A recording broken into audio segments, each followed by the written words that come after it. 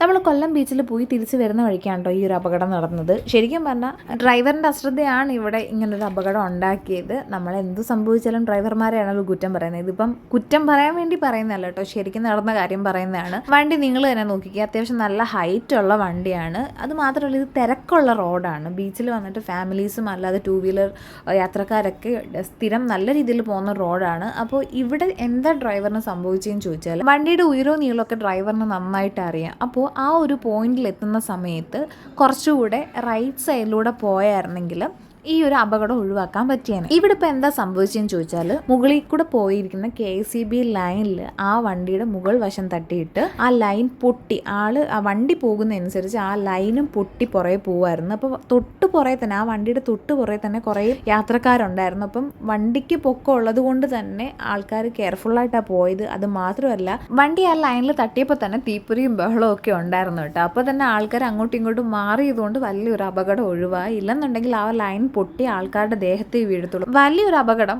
ദൈവഭാഗ്യം കൊണ്ട് ചെറിയ രീതിയിൽ അങ്ങ് പോയി കിട്ടിയെന്ന് പറഞ്ഞാൽ മതിയല്ലോ.